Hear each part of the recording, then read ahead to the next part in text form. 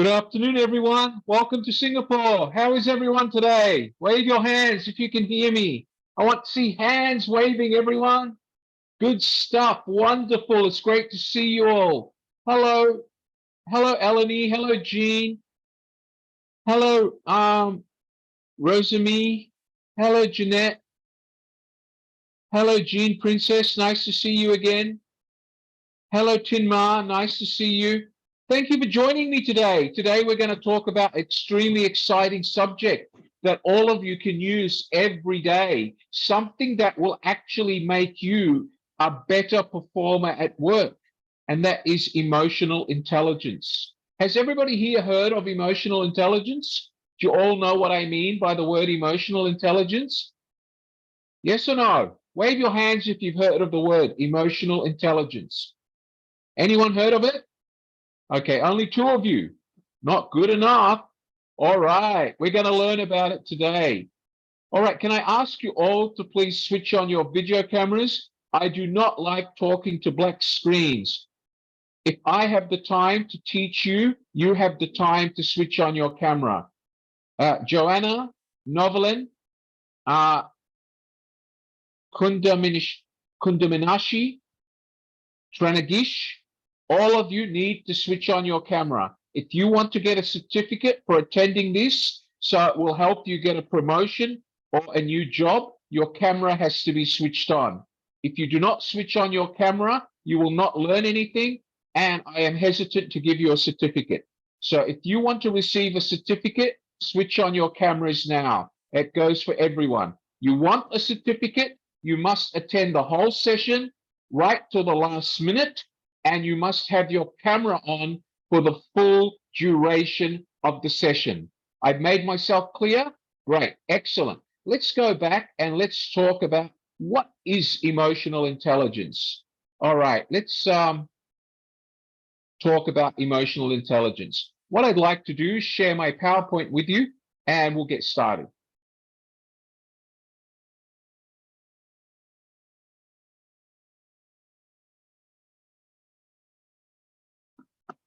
Just one moment, guys, one moment. Okay, everybody with me? Good afternoon. What is emotional intelligence? What do we mean by the words emotional intelligence? Well, emotional intelligence doesn't just cover us personally, it also talks about emotional intelligence in business. So, in business, most business people, the people you work for or your boss, call it business EQ. It's about you as a person and your ability to use your interpersonal intelligence, okay, your interpersonal skills to focus on critical emotions and underlying behavior of people that you talk to. It's about you being able to predict how people are going to behave when you interact with them. For example, when do you see emotional intelligence in everyday life? If your boyfriend says to you, I don't love you anymore and I'm leaving you, most women display emotional intelligence when they break up and start crying. That is a failure to control your emotional intelligence.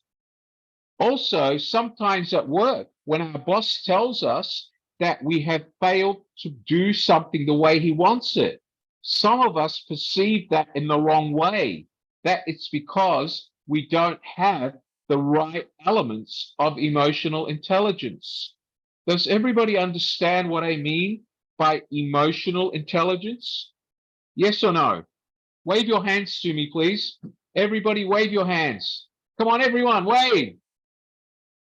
Thank you. All right, let's go on.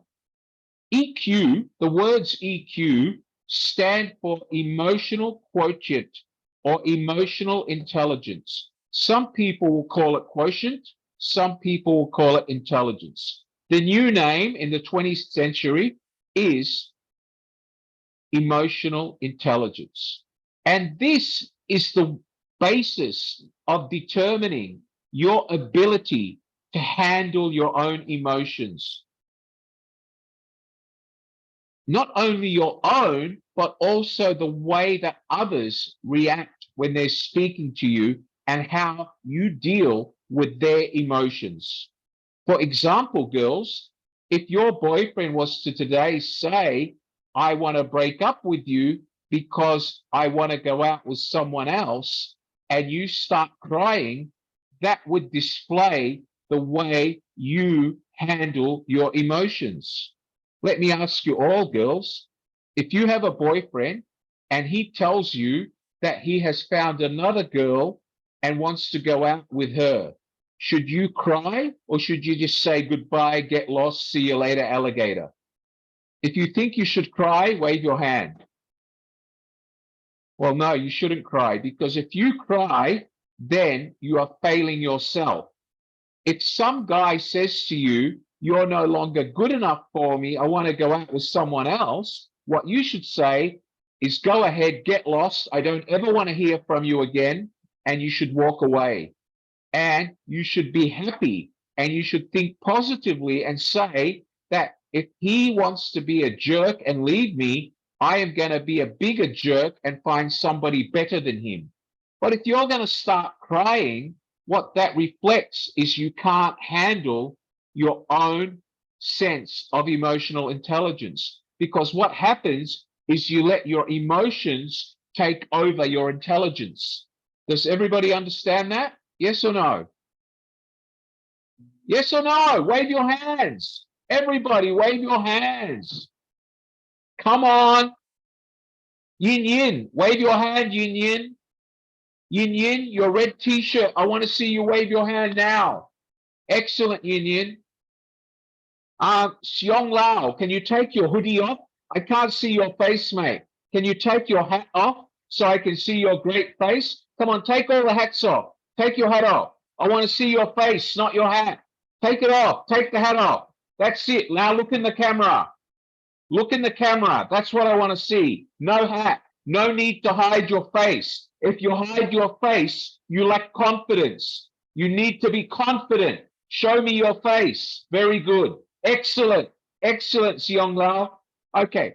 So emotional intelligence is the way that you handle yourself and other people during certain situations. All right, let's talk. What is the situation that has made you cry recently? Can anybody give me an example? What is the situation? Wave your hand. Give me an example of something that made you cry. Can anybody give me an example? Wave your hand. Come on, someone, wave your hand. Anyone? All right, I found someone. I found someone. Where are you? Hon Gwyn, can you unmute your microphone, young lady? Hon Gwyn. Hello, Hon Gwyn. Where are you from? Hello. Hi, where are you from? Greeting from Ho Chi Minh, Vietnam. I love Ho Chi Minh City. I love your city. I love the food. I love the coffee. How is the weather today? It's raining so heavily outside, but I feel so grateful to be here with you and all guys.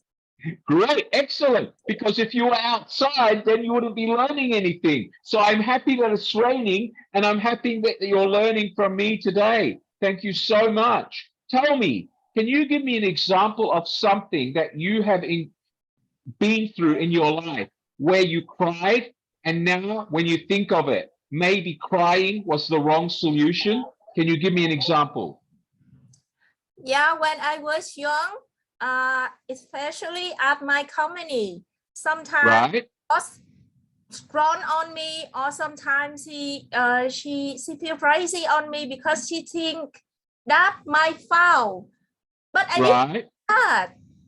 But I not explain to her because I don't have much works to explain how efficiently, because I fail to contact or I fail to fighting with her. Right. So at that the moment I'm crying. All right. Can I ask you, do you realize that crying was the wrong reaction? Yep. Right. Why is it wrong? Tell me, why is it wrong? Because I could not control my emotion. Thank you very much. Can you understand why controlling our emotions is important to be successful today? Tell me, why do you think it's important? For me, I think it's very important to my life, even my job, my career in future, because you need to control your emotion, your feeling, to think carefully how you should react on the actual situation to find. Thank you very much. Thank you. Because yeah, exactly right. Because you're displaying your level of intelligence or professionalism is actually hindered when you show your emotions. In life, you need to be able to do business or lead a professional life and leave your emotions at home. Does everybody understand that? Yes or no? So when we go to work, we do not take our dirty emotions or our dirty underwear literally to work. So if you had a fight with your mother or father at home, or you dumped your girlfriend or boyfriend, when you go to work, you need to forget about that and focus on work. You have to leave your emotional underwear at home. Does everybody understand what I mean by emotional underwear? Okay. Yes or no? All right, good. Yes. Violetta Escobar, you need to switch on your camera, young lady. Very nice. Thank you very much. All right. So remember, emotions are critical. Let's go back and learn more about emotional intelligence. So what did we say? Emotions are important. And commonly in the professional world, we say that EQ stands for emotional quotient or emotional intelligence. And as I said, your ability to actually identify and control your emotions and to be able to identify other people's sense of emotion is important for you to be successful. Okay, let's go on. Our emotional intelligence, our EQ, will have a very serious impact on the way we run our personal lives and the way we do business. If you're a manager, or if you're a mother, or if you're a father, the way you manage your family or the way you manage your business, the way you make decisions, whether it's about how you grow your family or how you expand your business, how you hire people, how you conduct sales, must be based on your sense of awareness of the realities in life or the realities in your business and understanding how the whole world around you works. It must not be based on your emotions. You cannot say to yourself, I only want to employ women because I'm a woman. You cannot say to yourself, I only want to employ women because my boyfriend at school cheated on me. You cannot do that. You're letting your emotions interfere with your decisions. Just because you had one bad incident, you cannot use that to judge future interaction. Let me talk about the world's most famous chief executive officers, the most famous managing directors around the world. The reason they are famous for the likes of Steve Jobs, okay, Tim Cook, all of the people, the most famous people around the world, the reason they are successful is because they make good use of both their intelligence and their emotions. IQ stands for the intelligence, the amount of intelligence they have, and then they also are able to understand and control the emotions which can actually hinder their intelligence. Do you understand what I mean, Riobel? Riobel Malagrito, can you wave your hand? Wave your hand. Do not shake your head. Monkeys shake their head. Human beings use their mouth or their hands. Everybody, wave your hands, please. Now, wave your hands. That includes you, Ray. I know you're eating, Ray, but wave your hand. Ray O, wave your hand for me, please. Are you there, Ray? Good man. Excellent. All right. So, eloquence eloquence, the way we speak, good memory, and a capacity for learning are indicated or demonstrated by your level of intelligence and emotion. So you can be very well spoken, you can talk with confidence, you can actually show that you're interested in learning, but if you don't have the right emotional intelligence and break down in tears, then no matter how much eloquence you have or how intelligent you are, people will not treat you or respect you.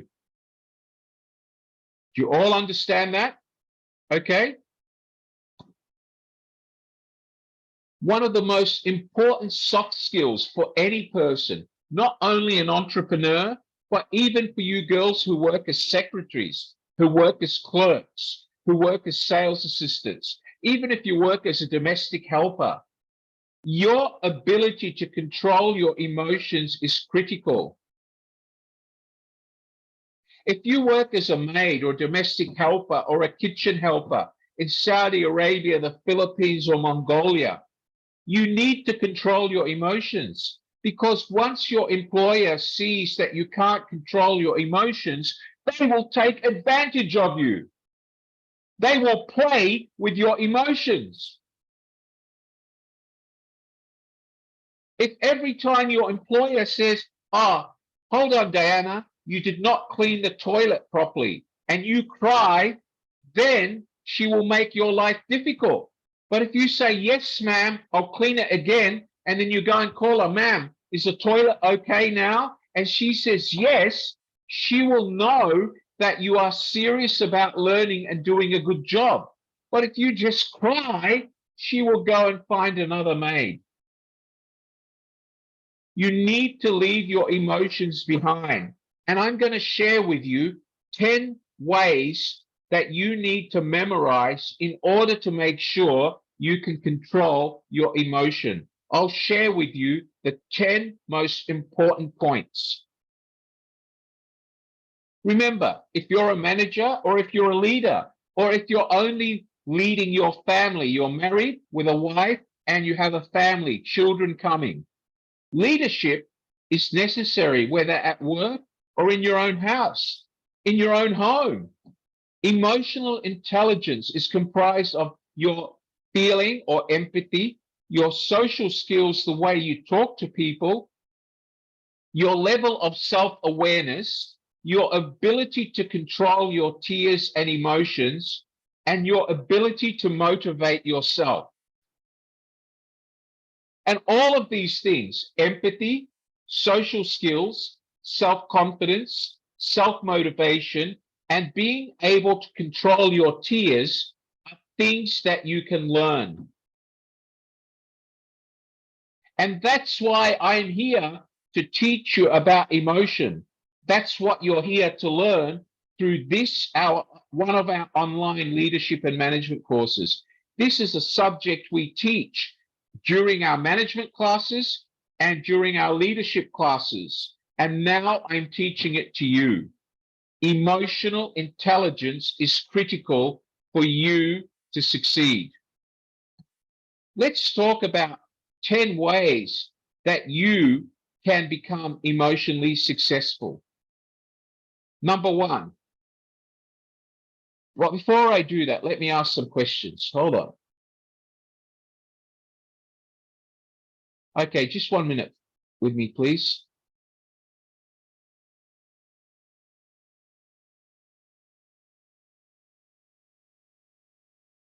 Okay, all right, let me go back. Let me ask you some questions.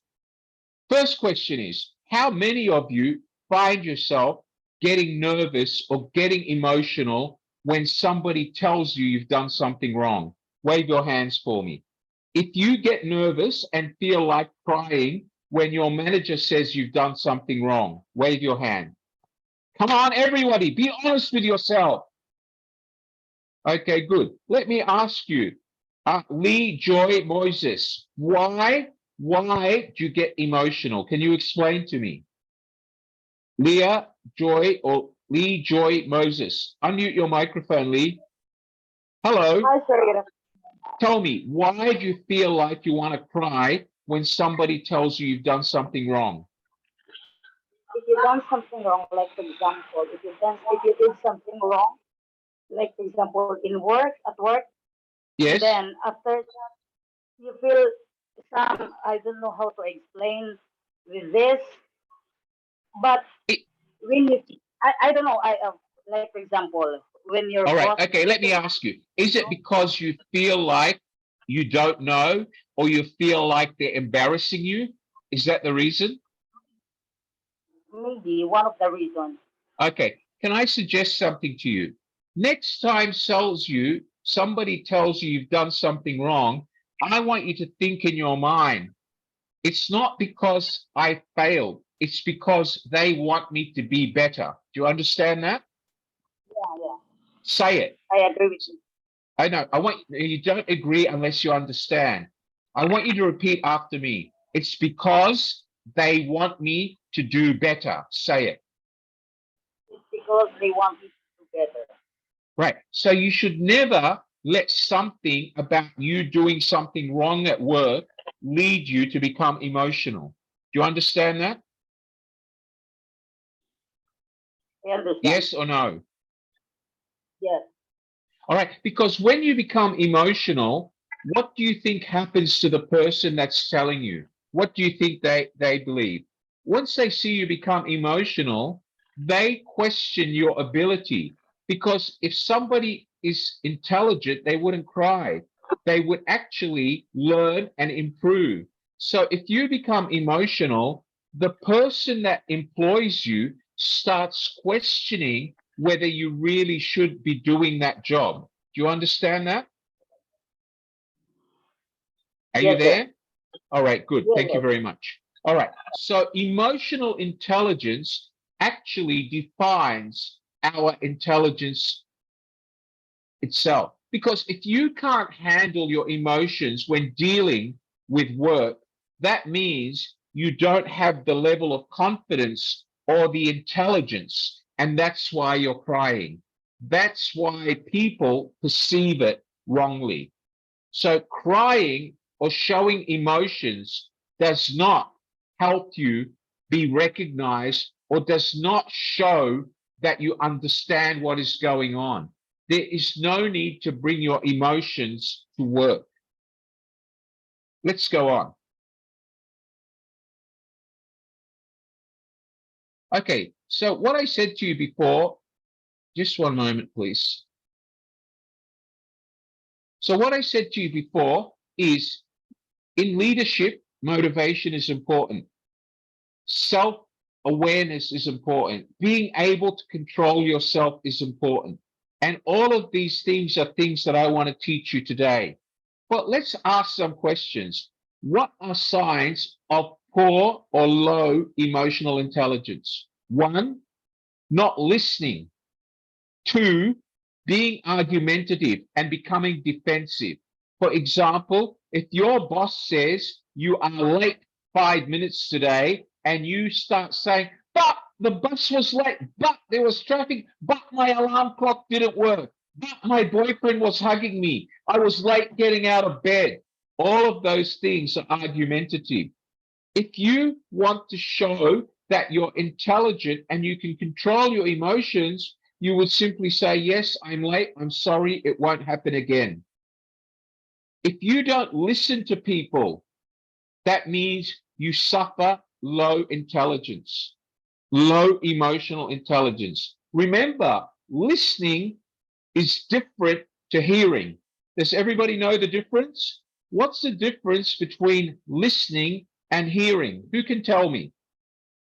Hon Gwyn, can you tell me what is the difference between listening and hearing? Can you unmute your microphone? Yes, sir. What is the difference between listening and hearing? Yeah, for me, I think listening that means when people talking with you, even they talk from way or wrong words, you need to listen to full the conservation and full the concept, full the meaning behind they want to mean to you. For the listening and I'm sorry. And hearing. And here, okay, let me help you. You are right. Listening is when people talk to you, you analyze what they say, you ask more questions, then you confirm what they said. For example, so Leo, what you're telling me is that listening means I should listen, ask you questions, and make sure that I get all the information. That is listening. Do you understand that? Yeah, I got it. All right. So the difference between listening and hearing is, for example, when your boyfriend or your husband or your mother complain to you, Hon, the adobo you cooked today was too salty. And when you hear, the information goes in one ear, out the other, but you don't ask any questions. So it's because you don't care about what they're saying. So the difference between hearing and listening is when you hear, the sound goes in one ear, out the other. But when you listen, you actually analyze the information. Do you understand that? I got it. Thanks. All right, very good. Thank you so much. So if you don't know how to listen, you will become emotional, and that means you suffer from signs of low emotional intelligence because you cannot control your emotions.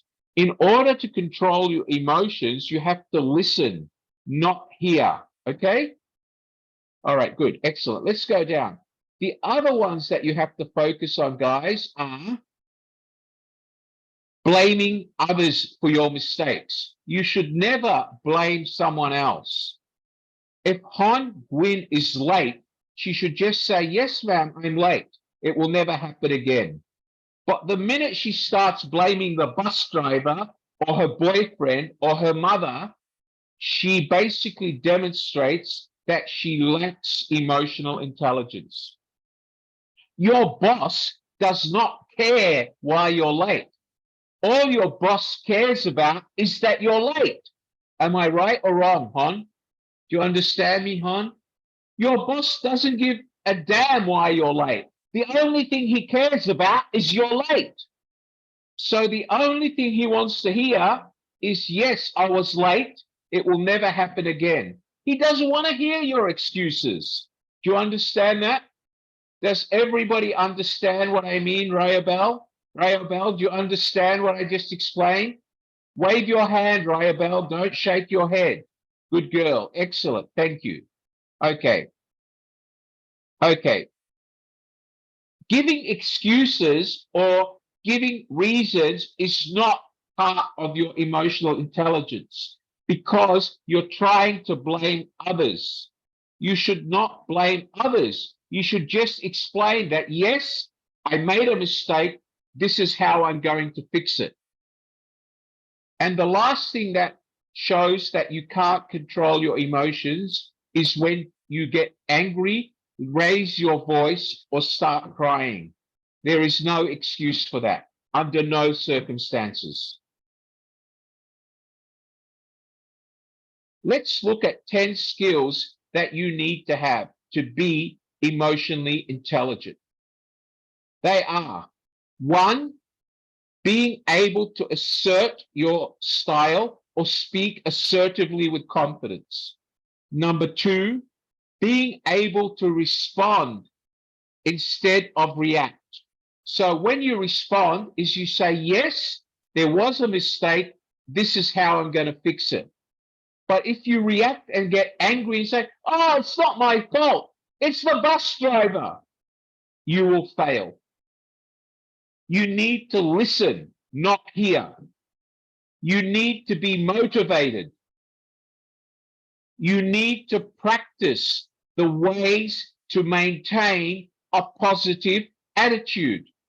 What do we mean by a positive attitude? Who can tell me? What is a positive attitude? Who can give me an example of a positive attitude? Anyone? Raise your hand.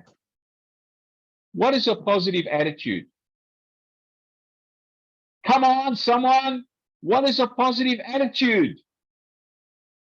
Noel Zulu. Can you unmute your microphone, Noel? Hello, Noel. Hi, mate. Where are you from? Are you there, Mr. Noel Zulu? Hi, where are you from? Thank you very much. Okay. I'm from Zimbabwe. Welcome to today's session. Tell me about what you understand from what I've said so far. Do you understand what I mean by emotional intelligence? Do you understand what I mean by emotional intelligence, Noel? Yes or Okay, no? let me just say something about positive attitude that you just said. Just making a positive attitude, I think you'll be doing something good or responding good to something that has been said. Giving an example, let's say someone is said, yeah, you pass. Then to yourself, you can say, you respond to that saying, I will not pass. Okay.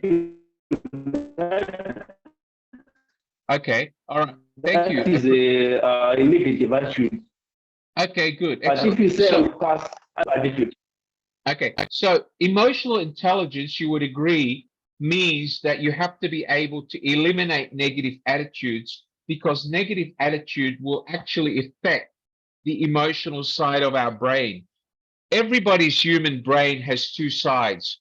One side of your brain is the nerve center that controls your behavior through your emotions and feelings. The other side is the side that controls information and intelligence. So as our friend just said, negative mindset can actually affect the way you think and in turn affect the way you behave. All right, so let's move on. Let me just kill the noise in the background, please. Just one moment. Okay, that's fine. I think we fixed that. Are you there, everyone? So, okay, one moment, please. Okay.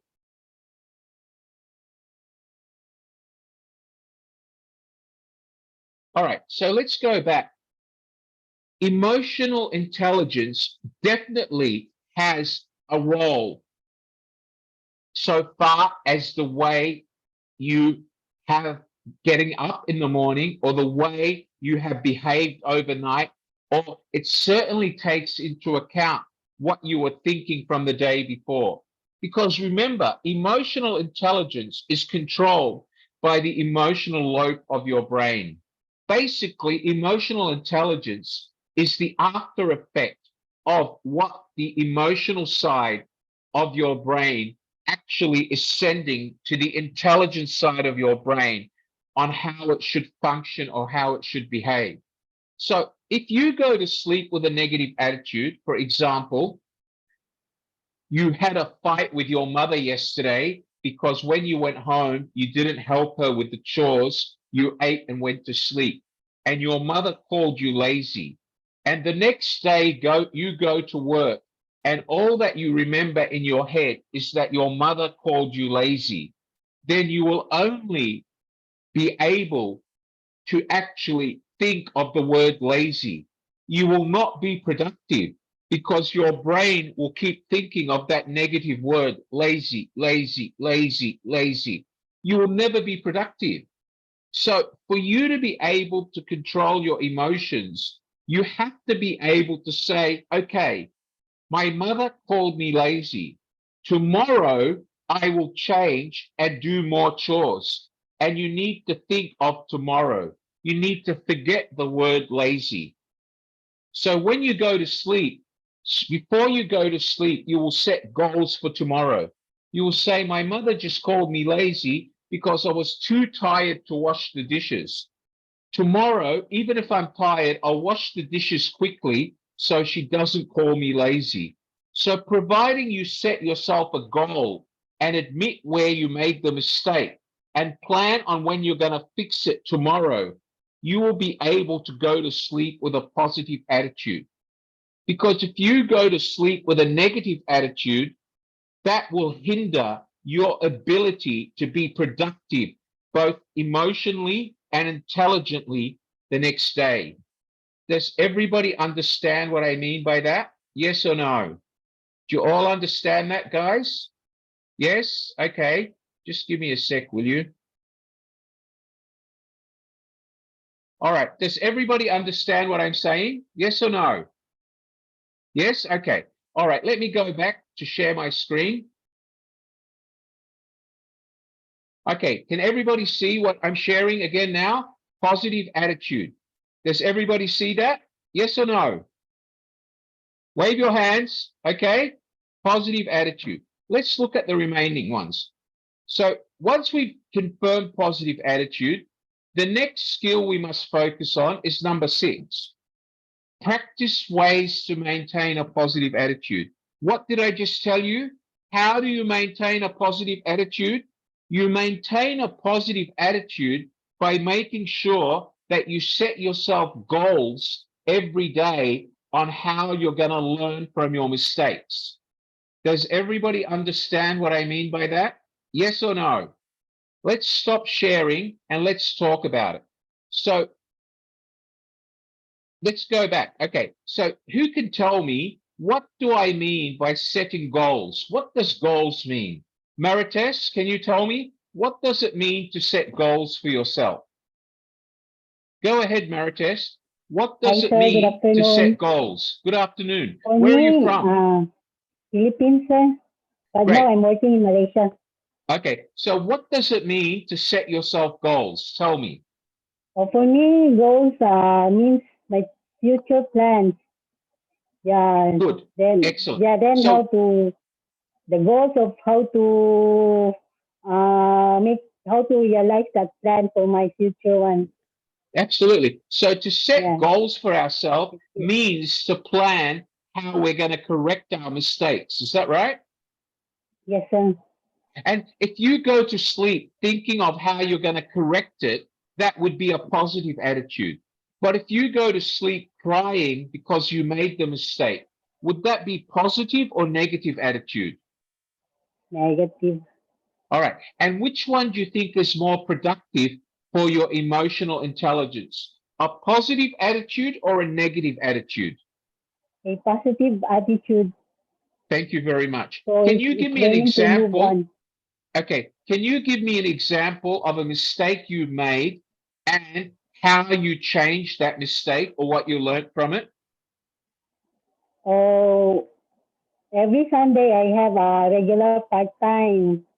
Then the day I give customer different price. I give her a lower price than the actual price one.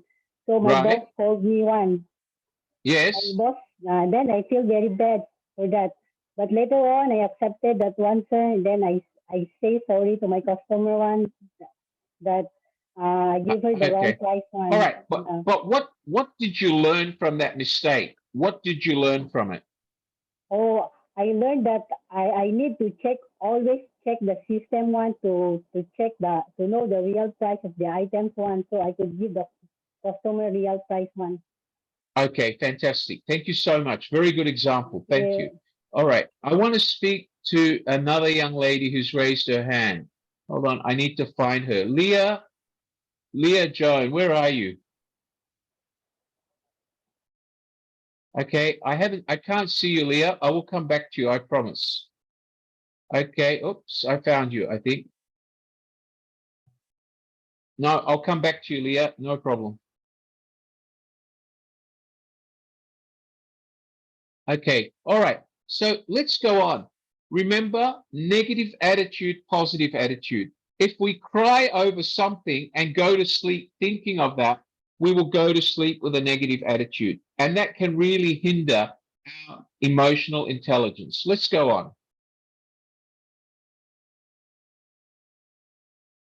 Okay, so practice self-awareness. Practice your self-awareness. What do I mean by awareness? realize that you need to be aware of the way you think and the way you behave. If you've been crying all night and go to work with tears on your face, it means that you've forgotten about your internal quality of self-awareness. Be reminded that people see you, people read your facial expression, people read your body language. If you've been crying all night, you'll see tear marks on your face. So you need to be able to say to yourself, do I need to cry all night, or should I plan on how I'm going to correct the situation? You need to be able to accept criticism. If you don't take criticism just because somebody says, Hong Win, you need to do this in a different way, then no one will want to work with you. That means you don't have the intelligence to learn and become better at what you're doing. Being able to accept criticism is a fundamental element of emotional intelligence. You need to be able to empathize with others. You need to feel what others are feeling. And you need to be open to people approaching you and telling you how to improve. You cannot react and say, listen here, I know better than you. If you do that, you're showing how ignorant you are and you don't want to learn. Okay, does everybody understand that? Wave your hands, everyone. Wave your hands. All right, let's go on. Okay, so let's look at the elements that I spoke to you about before. Remember, being argumentative, not listening, blaming others for your mistakes, and going into emotional outbursts. They are signs that you lack of emotional intelligence. You don't have the right skills. You cannot control your emotions. All right, so let's look at number one. We said that rule number one is you must utilize an assertive style. What do we mean by that? Assertive communication is the way you speak. You have to be assertive. I want to do this way. I will go to the office at 9 o'clock tomorrow to attend the meeting with the sales director. That is being assertive. Not when you say, oh, I think I'll come tomorrow. It depends if I feel like coming. That is not being assertive. And remember, when you speak assertively, you speak with respect. You don't raise your voice. You don't yell at people. That is being arrogant, not assertive. Okay? Does everybody understand what I mean by assertive? Who can actually speak to me or tell me about what they're going to do tonight using an assertive language? Give me an example. Speak to me in an assertive language. Who can give me an example? Let's go to Ray Wu. Ray, can you give me a statement about what you're going to do tonight, speaking assertively? Go ahead, Ray. Unmute your microphone, Ray. Hello, sir. Hi, Ray. Where are you from? I'm from Myanmar, sir. Okay, so Ray, if I was going to ask you to give me a statement about what you're going to do after today's lesson, tell me assertively, what are you going to do after today's lesson? About the lesson, sir? No, not about the lesson. After you finish today's lesson, what will you be doing tonight? Tell me in an assertive language. Yeah, I made revision about my lesson. No, I may do revision is not assertive. If you want to say assertively, you will say, I will do some revision of today's lesson. I will, not I may. Right. So do you understand the difference between may and will? May. And may, yeah. May is passive. It has no intent. Will is active and it's assertive. Do you understand that? Yes, sir. Yes, sir. All right. It's like saying, well, I love my wife, but I like looking at other women. Would that be assertive or would that be passive? I love my wife is active, sir. All right. So if you say, I love my wife, that would be assertive, right?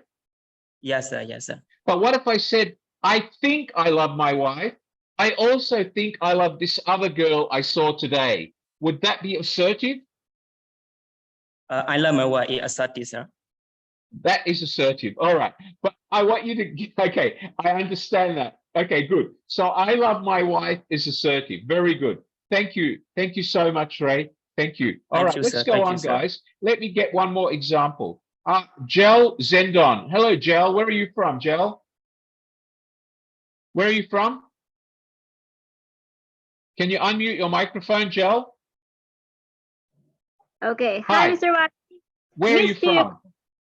I'm from the Philippines. Tell me, can you give me a sentence telling somebody what to do in an assertive language? Go ahead. Example, in a simple daily life, Yes. I will wake up tomorrow very early. I will cook my food. I will wash the dishes. I will go to work earlier than every day I go. All right. But what makes it assertive is when you say, I will, right? And you're not raising your voice. You're speaking in a respectful voice, but you're being direct and precise. Do you understand that? Okay, thank you so much. Thank you. All right, guys, let me go back to the PowerPoint presentation. Okay, so assertive communication will actually help you earn people's respect. Because when you say but, may, if, not sure, people lose respect. Because people want you to be active. They don't want you to be passive. They want to hear words that actually mean something. They don't want to hear maybes or I'm not sure or I'll think about it. Try to be passive. Try to be active, not passive. Sorry. Try to be active, not passive. Try to avoid being passive because passive means that you're not sure or you're uncertain. It means that you lack confidence or you have doubts. All right? Always be active, not passive. Emotionally intelligent people know how to communicate. They know when to be active. They know when to be passive. And they know how to communicate their opinions and what they need to do in an active way without being rude. For example, you don't say to someone, you are stupid, you need to do it this way. That means by saying you're stupid, you've offended someone. So what happens, that person is no longer listening to you. All they're listening to is the word stupid and they become emotional because you called them stupid. But if you say to somebody assertively, I need you to learn from your mistake. I need you to correct your mistake and do it this way. You're still communicating the same message without using the aggressive word stupid. Do you understand that, everyone? Can you all wave your hands? Good, excellent. Number 2, we said you need to respond rather than react. All right, so if one of your parents, one of your friends was angry and came home and said, I hate this. Every night I come home and you cook rice. I hate eating rice. Now, if you then react by saying, well, if you don't like it, go and eat somewhere else, that would be an outburst. But if you were to react with emotional intelligence and say, I understand what you're saying, but why don't you want to eat rice? What would you like to eat so tomorrow I can give you an alternative?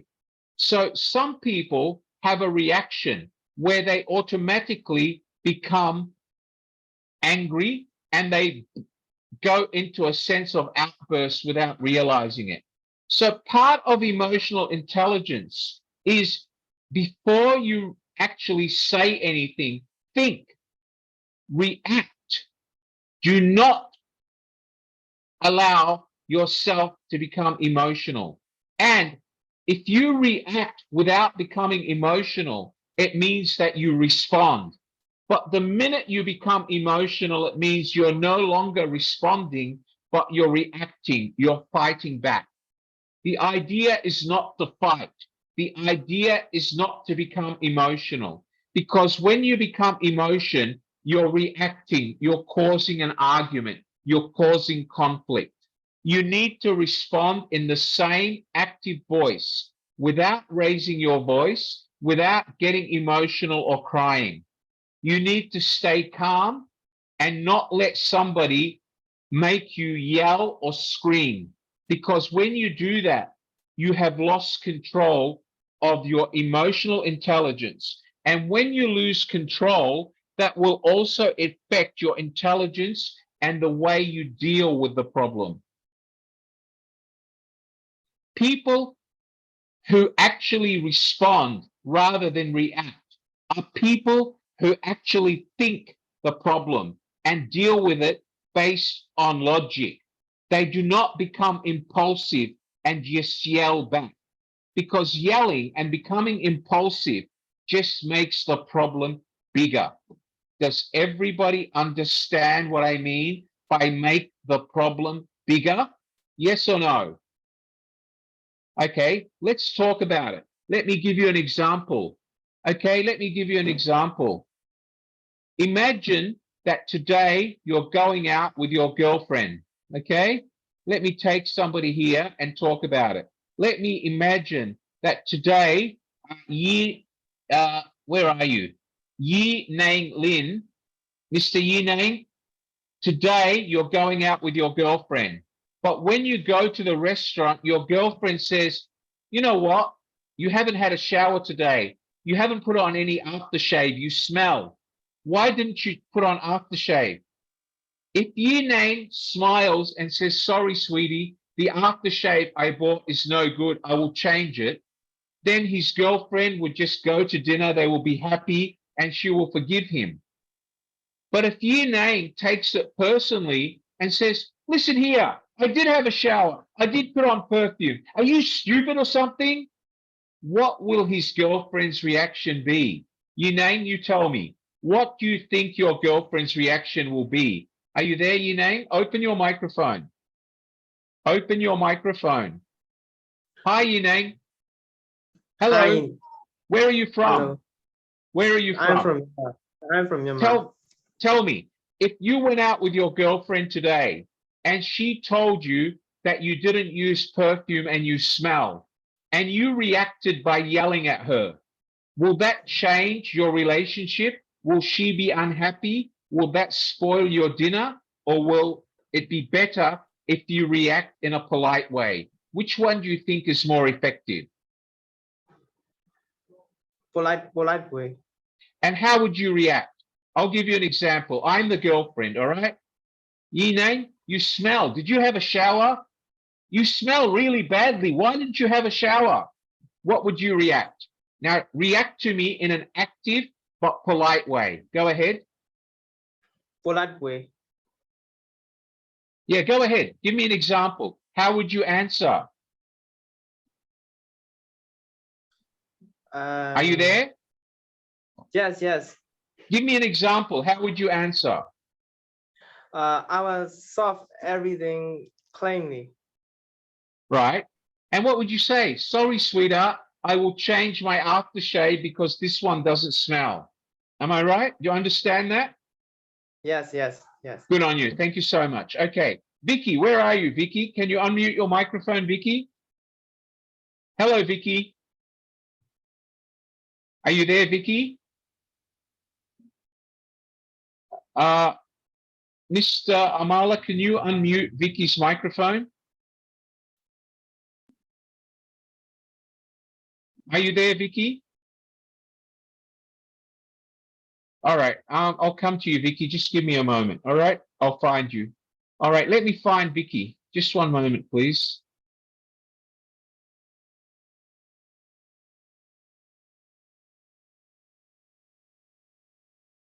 No, okay, Vicky, I'll come back to you. I can't see you in my list. Okay, are you there, Vicky? All right, I'll come back to you. All right, so everybody, remember, okay, I found you, Vicky. There you go. Gwyn T. Gok. Vicky is in brackets. That's why I couldn't find you. Hello, Vicky. Unmute your microphone. Are you there, Vicky? Yeah, I'm here. Okay, I'm here. can you hear me? Okay, yeah, absolutely. Can you give me an example of how you would deal with someone without causing conflict? Let me give you a question. Today, me and you are going for dinner, all right? Listen carefully. And I said, hey, Vicky, I don't like your black nail polish. It makes you look like a witch. Now, if you wanted to get angry, you'd say, are you stupid something? Do I look like a witch? I never want to see you again. And you'd walk away, right?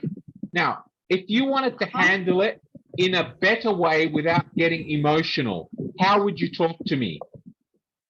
Okay, if you tell me like this, I just smile at you. And I will say, okay, thank you. Maybe that's your opinion. You see my nail polish is not good. But for me, it's good for me. And it's good for me. And I am very thank you and very okay, all right, you. stop, Vicky. I'm going to teach you a better way. I'm going to teach you a better way. You should say, no, sweetie, the reason I put on black nail polish is because I want you to feel important. You are important. And when I put on black nail polish, I feel powerful. And I know that you want me to be powerful. You know that you want me to listen to what you say. And that's why I'm wearing black nail polish. But I promise you next time I'll wear pink or red. So both answers are correct, Vicky, all right? But one thing you made, the only thing you did wrong is you said sorry. Do you understand what I'm saying? So the minute you use sorry, you're becoming emotional. Do you understand that? So try to avoid the word sorry. You said it 3 times, okay? Try to answer the question without using sorry. I'll give you another example, Vicky. You're cooking, all right? You're cooking. And tonight, your mother and father are coming to dinner, okay? Yeah. And you cooked your favorite pho tonight, right? You cooked chicken pho. But when you put it in the bowl on the table, your father said, listen here, all these years your mother teach you how to cook. You don't know how to make pho? It's not enough salt. I cannot eat this rubbish. And he walks away from the dinner table, all right? How would you deal with your father? Tell me. For me, I will smile again with my father. And okay, I say, and then? Daddy, I effort to cook that meal for you and mom. And this is all my effort to do that. Yeah, I tried to. I didn't want to put too much salt because it's not good for your health, right? So what do? You turn it from a negative to a positive. Am I right? Yeah. So you say, Daddy, I know you're angry, but the reason I didn't put so much salt is because salt is no good for your health. I love you too much, Daddy. So how does Daddy feel, Vicky? How will he feel when you say that? I think Daddy will forgive me. Okay, that's exactly right. So do you understand the difference between responding without conflict? All right, you need to respond, but you don't react. Do you understand that, Vicky? Yeah. Okay. You look absolutely gorgeous today, Vicky. Your lipstick, your beautiful white teeth look vibrant. You look beautiful today. Thank you, Vicky. Thank you so much. Thank you. You're welcome, man. All right, let's go to someone else today that's playing with their hair and not listening to me and ask her how she would deal with a comment. Roslyn Campo. Hello, Roslyn. How are you today? Talk to me, young Roslyn. Now, open your microphone, Roslyn. Hi, Roslyn. Sir. Where are you today? How are you? Hi, sir. I am a Filipina, but I'm here in Taiwan. I'm working here in Taiwan. Okay, that's good because one day you're going to get a better job and move out of Sarawak. tell me, Rosalind, if today you went to work and your boss said, Miss Campo, you're late again, how would you react or how would you respond? I'm sorry, miss. It will not happen again. Good, excellent. You did not give excuses. Very good, all right? Excellent. Thank you so much, Rosalind. Rosalind, you understand how important emotional intelligence is? I do, sir. Thank you very much, ma'am. Thank you. Let's go to someone else here. I see a lot of faces, but no one's talking to me. Sonam Dage. Hello, Sonam. You're wearing a black t-shirt. I love the color black. Put down your phone, stop talking to your girlfriend, and focus on me. Unmute your microphone. Unmute your microphone, Sonam. Are you there, Sonam? Hello. Are you there, Mr. Sonam? What happened to Sonam? Did you run away from me, Sonam? I think he did. We'll wait for him to come back. Samir Darwish, are you here today? Open your microphone, Samir. It's good to see you. I'm searching for your name. Hello, Samir. How are you today?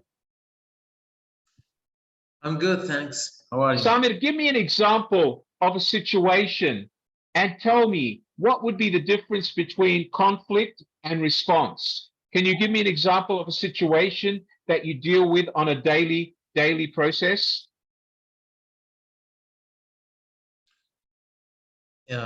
Yes, for any example. Routine, any example. Yeah.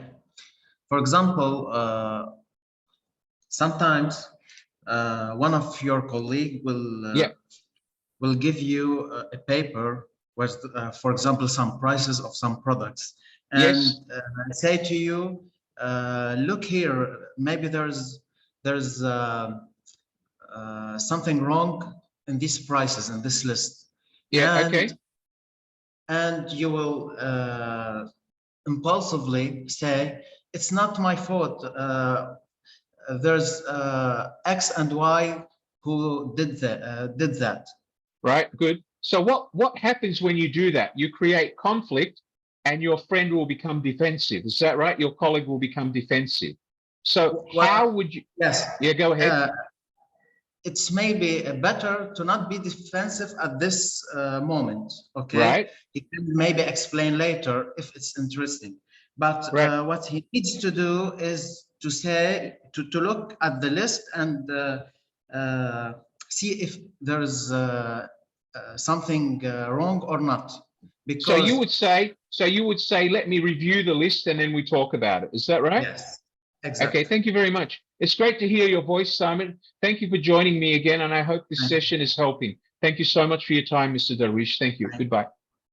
Okay, let's go on. So does everybody understand the difference between respond and react? Yes or no? React is emotional. Respond is active but professional. Do you understand that, Mr. Yupendra Akia? Mr. Upendra, do you understand my explanation? Can you wave your hand? Don't shake your head. Wave your hand. Wave your hand. Good, excellent. Okay, let's go on and let me actually share my screen again. All right, so respond rather than react. All right, let's move on. Number 3, remember, if you do not make impulsive decisions, you will not get into bigger problems. As Samir said, if he became impulsive and just said, well, it's not my stupid fault, it's everybody else that worked out the prices. Why are you blaming me? Simply because Samir could not control his emotions and became impulsive and raised his voice. He failed to control his emotions. Okay? It is better, as Samir said, to respond, thank you for giving me the price list. Let me analyze it and we'll talk about it later. So Samir used the rule of thinking actively, responding calmly, and not letting his emotions kick in. Because if Samir let his emotions kick in, it means that he took it personally and assumed that the person telling him about the price list was blaming him. He forgot to think. All the person said to him is, Simon, I want to show you these prices. There appears to be something wrong. The person never said, Simon, it's your mistake. But if Simon reacts and becomes impulsive and raises his voice and says, but it's not my fault, then Simon failed to listen to the question, and he failed to listen. He simply heard, the prices are wrong. And Simon allowed his emotions to kick in. And because his emotions kicked in, the other person now is going to blame Simon. But if Simon reacts without becoming impulsive and says to the other colleague, I appreciate your help, Wally. Let me look into the pricing and then we'll discuss it. What he's saying to the other person is we are in alignment. You have raised some points. I have listened to what you've said, and now I'm going to try to look at them and come back to you and work together to resolve them. Does everybody understand the difference between respond and react? Can everybody wave their hands to me, please? Come on, wave your hands, Samir, if you understand. Okay, thank you. Thank you. Thank you so much, Ray. Thank you, Samir. Thank you, Maya. Okay, let's go on. Remember, ladies and gentlemen, that there's one other element. You need to respond in a professional manner. And when you respond in the professional manner, it also means make sure that you don't raise your hands or point fingers, because pointing finger could mean a sign of non-verbal aggression. Respond both in an active way. Make sure you control your non-verbal communication. Make sure you don't look at the ceiling or laugh when you're answering, because if you look at the ceiling or laugh, that could be the same as being confrontational. Instead of responding, you would be reacting. So responding verbally, also, you need to remember the non-verbal responses, your facial expression, your hand, the way you respond. Speak with a normal facial gesture. Don't look like you're angry. Don't look up at the ceiling. Don't laugh. Respond in a professional tone. All right. Number 4 is to be motivated. What do we mean by being motivated? It means that every day you ask yourself, what did I do today? How can I do it better tomorrow? And you need to set goals for what you're going to do tomorrow. Once you set goals, it means that you understand your mistakes.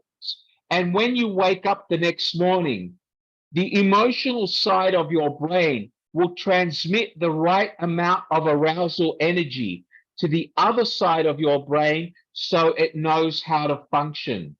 Does everybody understand what I mean by that?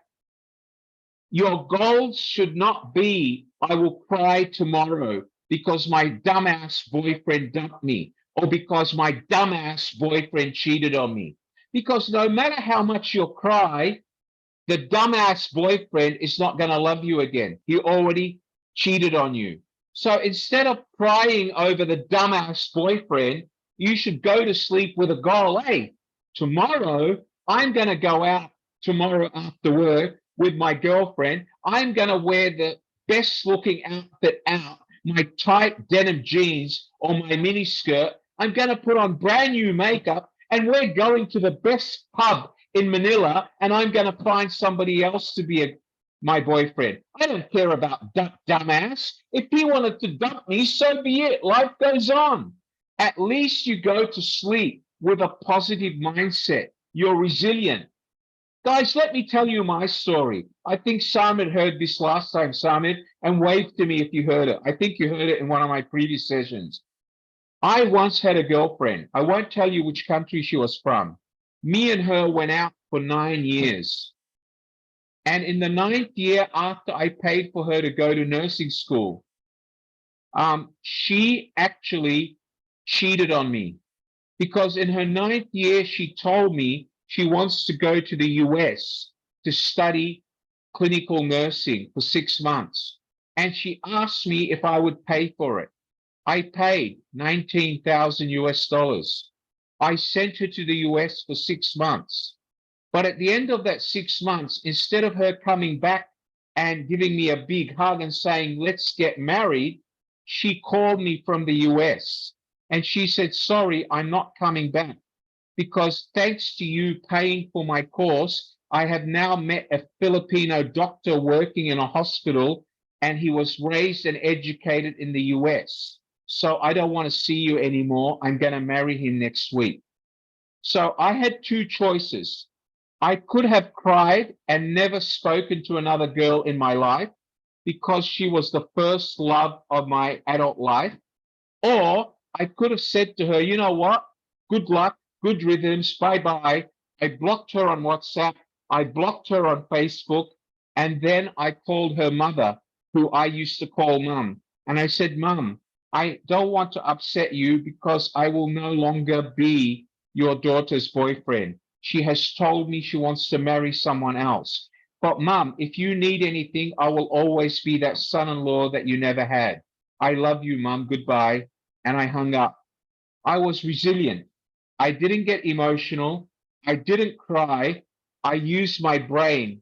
And today I have been married for 30 years to one of the most beautiful women in the world, who I love very much. I have a 6-year-old daughter who graduated kindergarten today, and I have her picture with her graduation robe. All right. And I'll show you her picture in a minute if you like. All right. So for me, my proudest achievement was being resilient and moving on in my life.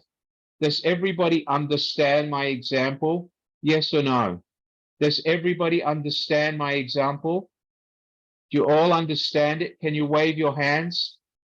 Yes or no? So in every step in our life, we need to set goals and be resilient. Don't you ever let a boyfriend say to you that you're not good enough. Don't you ever let a girlfriend say to you that you're not good enough. Be resilient. Always have belief in yourself that you are good at what you do. Listen to advice, but don't let people put you down. Do you understand that? Yes or no? I want to share another experience which my co-host has heard about 2,000 times. When I was 18, I ran away from home. At 18, I took my backpack, $40 pocket money, and I ran away from home.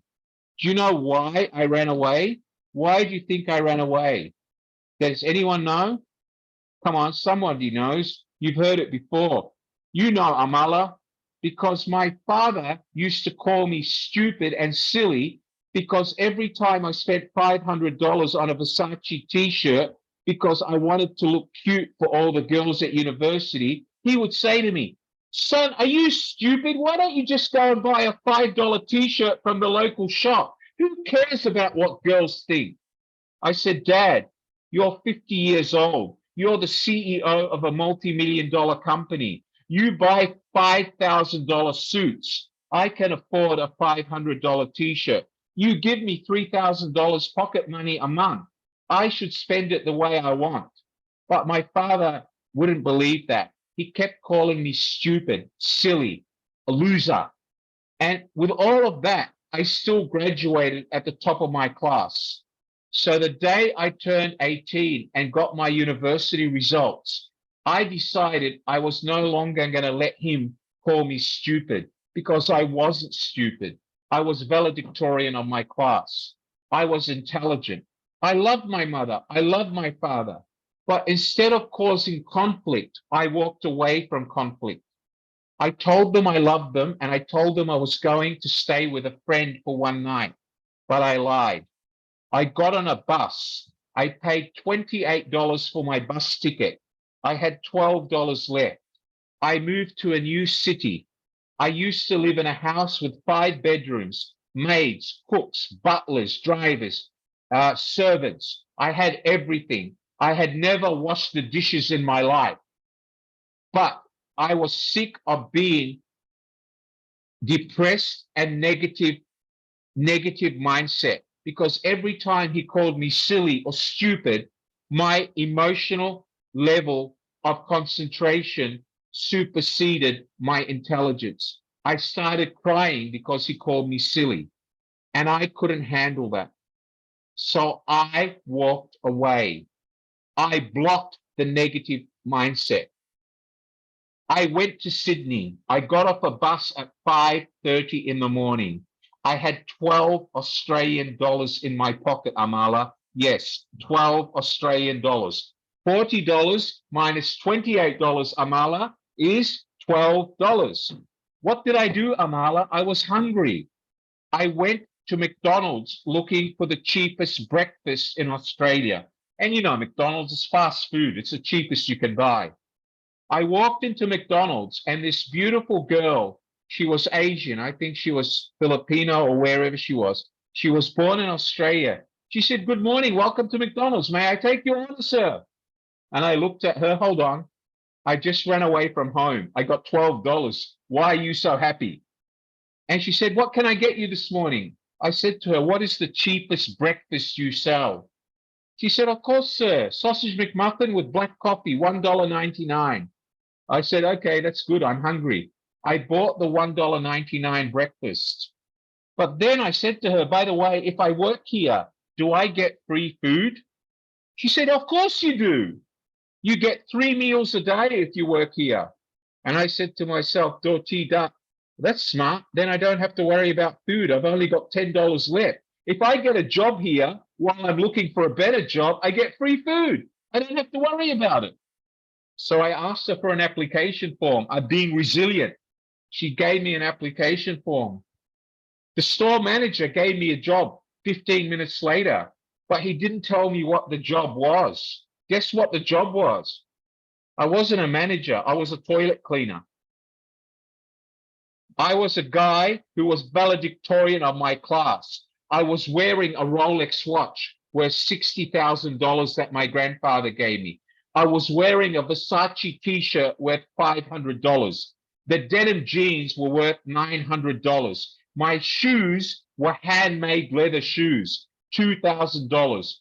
And this dumb manager gives me a job cleaning toilets because he did not know what a Rolex watch is. He did not know about the designer clothes. He did not ask me what my education was. He gave me a job. He told me you get $4 an hour. You work 10 hours, you get breakfast, lunch, and dinner. You want the job or not?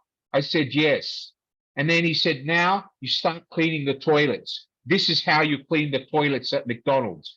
Every time the school kids come and throw their paper on the floor, you clean it and you don't tell them off. You just smile and you say to them, thank you for coming to McDonald's. We'll see you again soon. Guys, do you think I felt good? Do you think I was happy? No, no. I had to swallow my pride. I had to keep my mouth shut. And all these rich kids would come in and they would treat me like I was an idiot. They would throw pickles and say, hey, boy, come and clean the table. But I was just a cleaner, so I cleaned the table. I said nothing. On the third day at McDonald's, the owner of the franchise came in and he saw me walking into the changing room with my Rolex watch, $900 pink t-shirt and jeans and my pointy shoes. And then I came out wearing a cleaner's uniform. He called me. He said, come here. Why are you working in my restaurant wearing that uniform? You just walked in there and your watch is a $60,000 watch. Your watch and my watch are the same.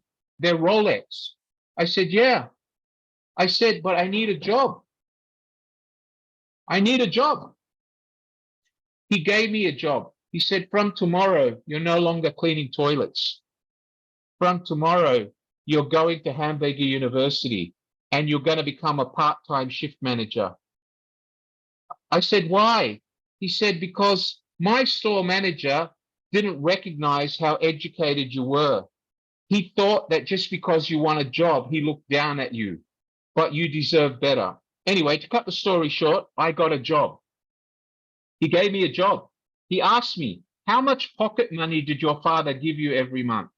I told him, Amala, $3,000 a month. So what salary do you think this man offered me every month? He said to me, I will pay you $3,000 a month on one condition. And that was that the day I graduated, he would fire me. I repeat, the day I graduate, he would fire me. Why did he fire me? Because he said to me, if I send you through university and you graduate and keep working at McDonald's, you're a failure and I'm a failure, because I want you to grow up and be proud. Because your father called you an idiot, I want you to be proud of me as your second father and guardian. I want you to make me proud. Ladies and gentlemen, 3 years later, I graduated valedictorian of a class at university in New South Wales. Okay? And the day I graduated, I did not invite my real mother and father. I invited my boss. At the end of that night, after the graduation, instead of him hugging me, do you know what he did? What did he do, Amala? He gave me a letter in a red envelope. He said, you're fired. You're not working tomorrow. I said, hold on. I haven't found a job yet. He said, no, you have graduated. I have supported you for 3 years, 3,000 a month times 12 months, $36,000 times 3. You get off your lazy bum and go and find a job. That was the best thing he ever did, because 3 days later, I found a job. My salary was 12,000 Australian dollars a month. That is more than any of you will earn in 1 year working in your country. My salary every year in Australia in the first 3 years was 159,000 Australian dollars at today's exchange rate.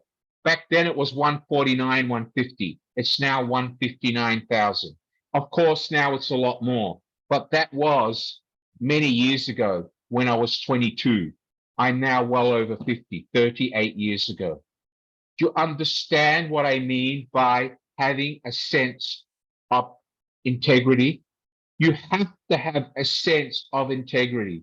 You must always remember that sometimes if you get emotional, or if you lose your temper, or if you react rather than respond, the outcome could be more drastic. Do you understand that? Yes or no?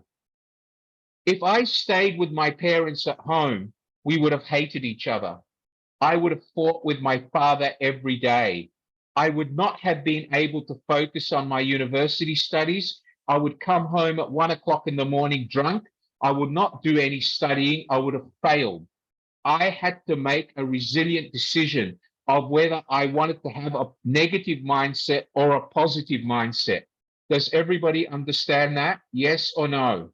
Wave your hands. Come on, everyone. Okay. All right. Does everybody understand what I'm talking about? Resilience. Do you all understand the meaning of the word resilience? Mr. Mr. Amala, could you type the word resilience in the chat box for everybody, please? It's in the slide. Type it in the chat box. So being resilient is part of being positive-minded. Positive-minded. I'm going to ask you a question here, and I don't want you to put up your hands. I just want you to listen. For all of those of you who think that my job is a domestic helper, my job is a servant, my job is a cleaner, my job is a dishwasher, my job is a photocopy girl, there's no reason to be ashamed. There is nothing to be ashamed of. It's people like you who have the resilience to become successful. It's people like you who drive the world to become successful, all right? Just because you started with a low job, it means that you have the burning heart, the fire to become more successful, and you will become more successful.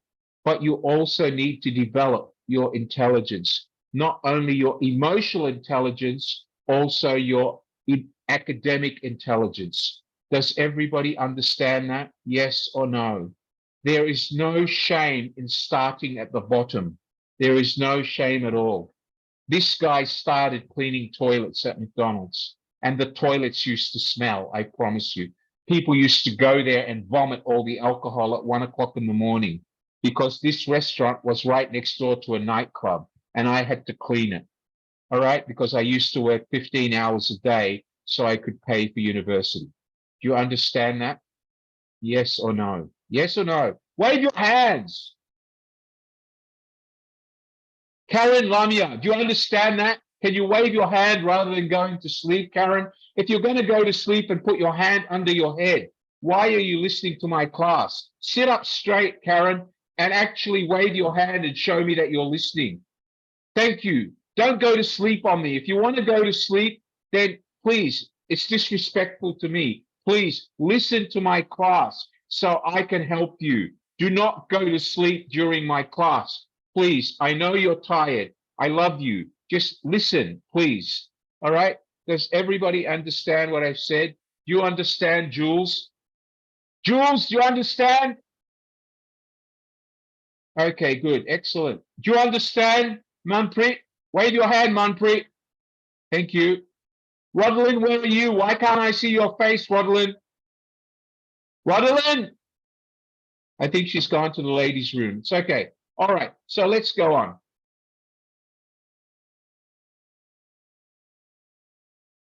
Okay, so be motivated. Remember, resilience is a core of emotional intelligence. If you're not resilient, you can never be motivated.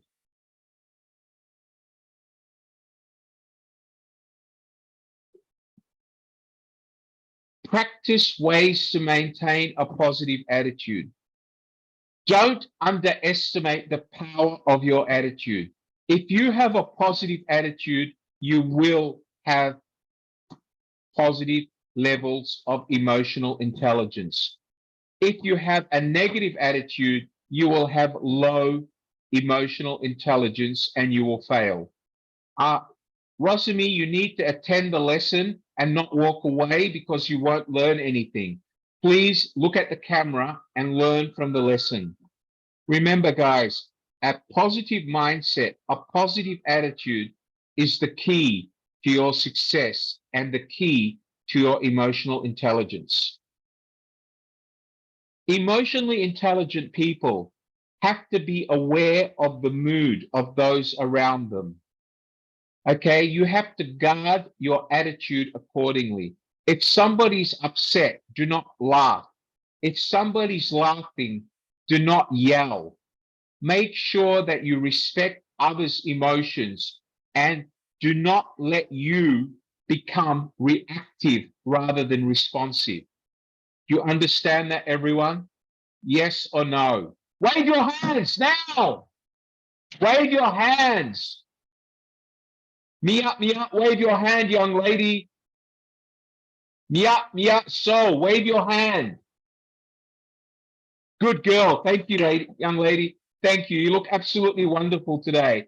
I love your dress. You look absolutely gorgeous today. Thank you. All right. So, ladies and gentlemen, remember, emotionally intelligent people are people with a positive attitude. Janice, can you switch off the picture and let me see your real face, Janice? Janice, I see your picture with your pink top for months. Show me your real picture, please. Switch on your video. All right.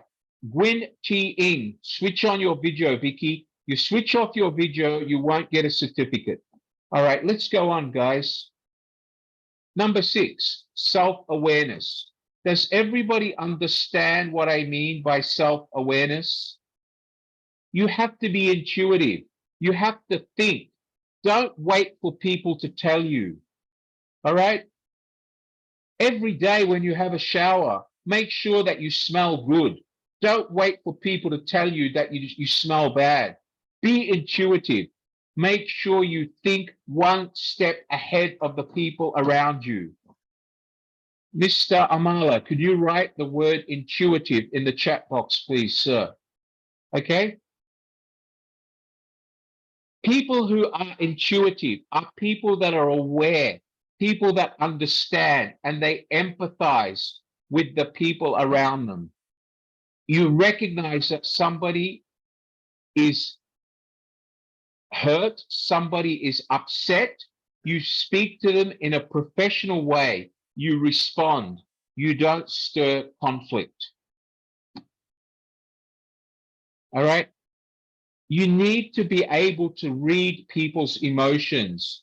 If you are talking to your sister or brother and they are crying, you need to respect their emotions and try to understand that, not yell at them. It's the same when you talk to your children. If you yell at your children and they're crying, will they listen to you? No. It's better to actually get them to stop crying and then explain in a nice way how to make them understand what they've done wrong. But I've seen some parents yell at their children and they keep yelling and the child is crying. Does the child learn anything when you yell? No. How many of you here are parents? Wave your hands if you're parents. Wave your hands. All right. If you have a baby boy or girl and you want them to understand what they've done wrong, should they cry or should you explain to them in a nice way? Ladies and gentlemen, I'm a father of 6 years. I'm new. I only have one daughter. But one thing I learned is you yelling at people and letting them cry, they are never going to learn the right way. It's better to say, listen here, darling, let mommy explain what you did wrong. There's no need to cry as long as you learn from your mistakes. Does everybody understand that? You understand that, mummy? Where are you, mummy? Good, excellent.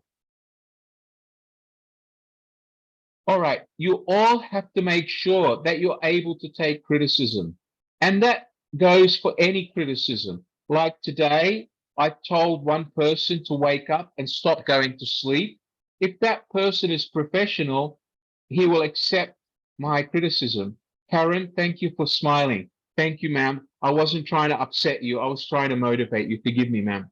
Thank you. All right. So, ladies and gentlemen, I'm an academic. I'm here to motivate you. If I tell you something, it's because I want you to learn. Mirasol, don't cover your mouth, because when you cover your mouth, it means you're not listening to me and you're ignoring me, young lady. You should know better, Mirasol. You've attended many of my sessions before. Am I right? Wave your hand, Mirasol. You look absolutely beautiful today, Mirasol. I'm so happy to see you today. Congratulations, young lady. I hope that you're now more motivated and that you're actually moving forward. Am I right or not?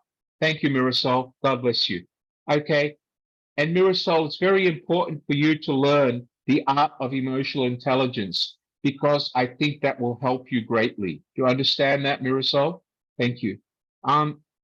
Okay, I have young Cindy there feeding her little girl. Cindy, I hope she's enjoying the food, because I haven't had lunch yet. I wish you were feeding me, but I'm sure I'll have lunch later. You have a beautiful young daughter there, Cindy. Is that your daughter? Hello, young lady. What's your name? Hello. Hello. Wave to me. Wave to me. Say hello. Are you there, Cindy? What's your daughter's name, Cindy? Open your microphone, Cindy. What's your daughter's name?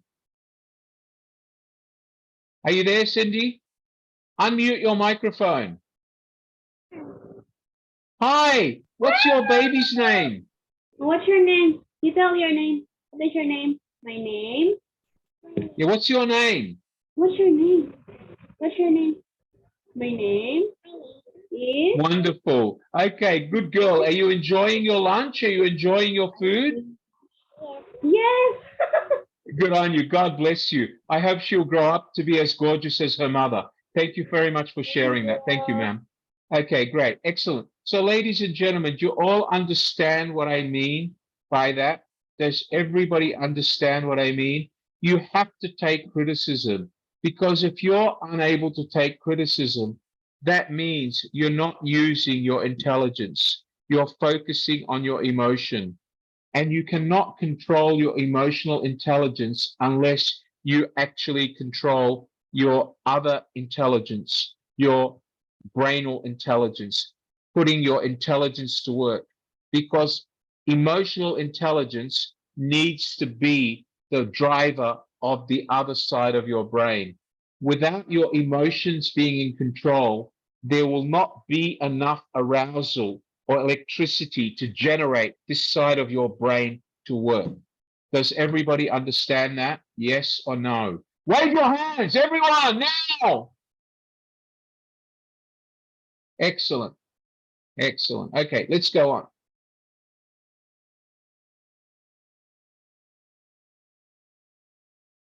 All right, make sure that instead of getting offended or defensive, high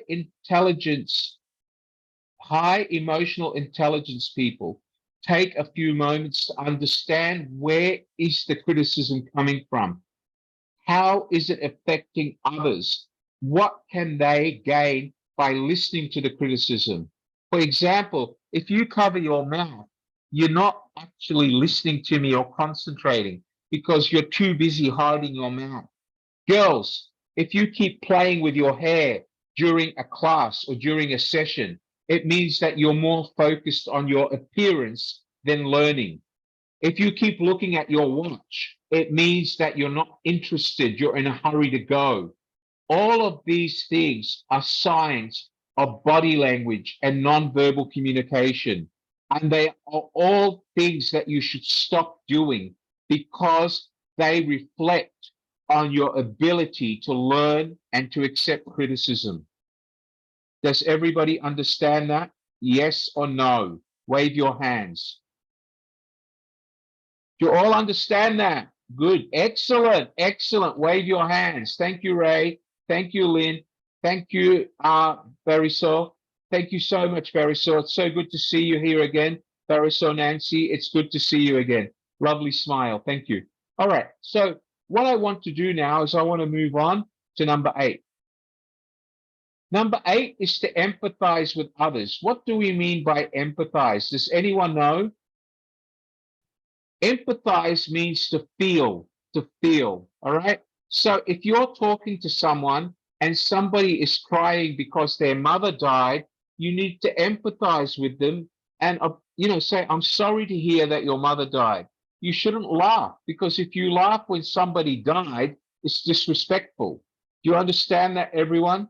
Yes or no? Great. Empathy helps the person you're communicating with relate to you.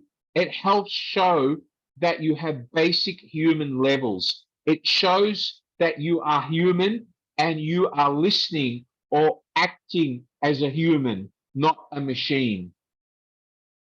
Empathy is how you relate to others. You need to empathize with others, whether it's your girlfriend, your boyfriend, your mother, your father, or your boss. For example, Ray, if your wife told you today that she feels bad because her mother is sick, you would not say to her, well, so what? You'd say to her, sorry, honey, I really am worried about your mother. Let's go and visit her because we need to make sure she's seeing a doctor and she's okay. So Ray would be empathizing with his wife and the fact that she's sad about her mother's illness. Does everybody understand what I mean by empathize? Yes or no? Wave your hands. Everyone, wave your hands. Come on, everyone. Don't put up your hand. Wave your hand. Wave your hand. Tintin. Thank you, Ray. Excellent, excellent, lovely, Kundan. It would be much better, Kundan, if you used your real hand. Thank you, Mia. Okay, thank you. Thank you, Jane. All right, let's go on. Remember, when you empathize with others, it will open the doors for mutual respect. If Ray's wife said that her mother's sick and Ray laughed, very quickly his wife would get angry and lose her respect for him because he doesn't care about her mother. But if he empathizes and recognizes her sadness, she will respect him, and that will open the door for a communication or a conversation. Does everybody understand what I mean by emphasize? You understanding and empathy. Empathy. You need to show empathy. I need to emphasize empathy is critical in order for two parties to show respect to one another. Okay? Even if you don't agree with them, you must still empathize and show respect, show human respect. It's a common element of human behavior. If you become violent, you become reactive and raise your voice, the doors will shut and you will lose control, and it will create a bigger problem. Always remember that no matter what you do in life, leadership skills are very important. You need to always remember, what is leadership? Leadership is the art of having people listen to you, learn from you, and follow you. Leadership is not telling people what to do and having them run away because they're afraid of you. That's not leadership. That's called managing machines. Leaders do not tell people, do it or get fired. Leaders tell people, let me show you how to do it. Let me help you do it. And then if you continue to make mistakes, then we need to talk about your future. But a boss will say, Roslyn, mop the floor. You got 30 seconds. If you can't mop it, get out. There's a difference between a boss and a leader. Does everybody understand what I mean by boss versus leader? Very simple definition. A boss leads. He leads by pulling and people follow. A boss, on the other hand, pushes and people run. A leader leads by example. And when a leader leads, people will follow. But when a boss bosses and manages and tells, people will run away because they're scared of him. Does everybody understand the difference between a boss and a leader? Yes or no? Wave your hands. Steve Jobs was a leader. Steve Jobs led Apple to its success. If Steve Jobs was a manager, Apple would never have been what it is today, because a lot of the people would have run away. Look at GE. Does everybody know GE, General Electric? Yes or no? General Electric is an American icon. Many years ago, one of their CEOs was a boss because he used to push and all the staff used to run away and wanted to resign. The company was about to close because he was not listening to what the thousands of people at General Electric were telling him. As a result of that, he was fired. He was no longer chairman at General Electric. He learned from his mistakes. General Electric, an American icon, was able to actually avoid being closed down due to bankruptcy, simply because they replaced the guy at the top from being a boss and brought in somebody who was a leader, who led more than 20,000 workers. They all followed him. But his predecessor was a boss. He used to push people away and tell them, do it or go. So people were scared of him. They ran away. Soon, GE didn't have people to run its business. One of the greatest American icons, one of the greatest companies ever formed in America, was about to fail. But because the guy at the top, the CEO, was fired, and they changed him from being an autocratic leader, an autocratic boss, to bring in a leader who listened, not just hear. because the ability to listen is when you listen to what people tell you and you actually ask questions and lead by example. But if he was just a boss, he would not listen. He would hear and push people away. And that's what happened at General Electric. They needed a leader, not a boss, because a boss doesn't deal with people. He deals with machines and robots.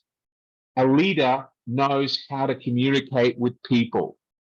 Leadership is the most important element in your ability to control your emotions. Because as a leader, if you empathize, if you motivate, if you are motivated, you will motivate the people in your family or the people that work under you. Leaders have to take the initiative. You have to be able to help your people solve problems rather than just punish them for making mistakes. If you are a good leader, and if you have followed all the skills, the 8 skills that I've taught you through emotional intelligence, you will find that you will be more productive, and you will also be able to achieve more in your performance, whether it's at work or at home. Number 10, you must always remain approachable. You must always keep the door open for people to talk to you. Don't tell people, I don't have the time, go away, because then you become a boss. And if you're not approachable and you're not sociable, people will consider that to be conflict and they will not want to work with you anymore. Instead of resolving the problem will become bigger. Do not let your emotions hinder your work. Remain approachable, remain friendly, respect others because you need to earn respect. Respect is not something given, you need to earn it.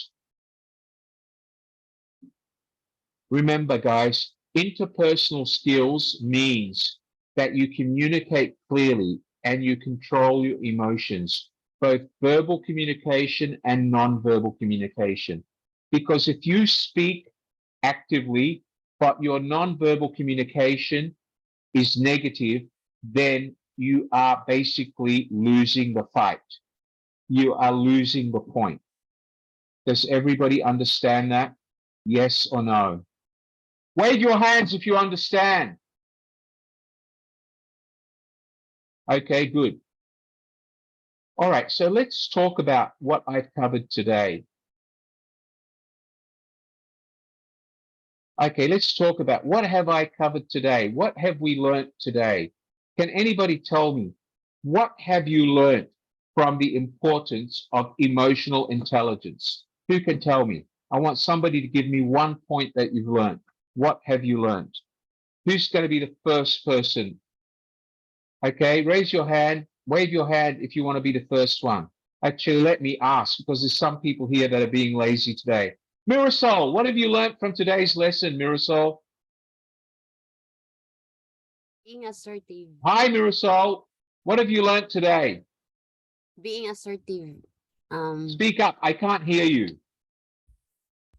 Being assertive. Thank you very much, Mirasol. Good stuff. Keep on learning, young lady. Thank you. Jocelyn, what have you learned from emotional intelligence today? Jocelyn, open your microphone, young lady. Don't hide. What have you learned? Being resilient. Good, excellent. And when are you going to start doing that? Today? Yes, today. Thank you very much. Good girl. Excellent. Let's go to someone else. Richard, what have you learned, young Richard? Richard Ozawa, in your beautiful yellow t-shirt, very bright, very motivating. What have you learned? Unmute your microphone, Richard, now. Come on.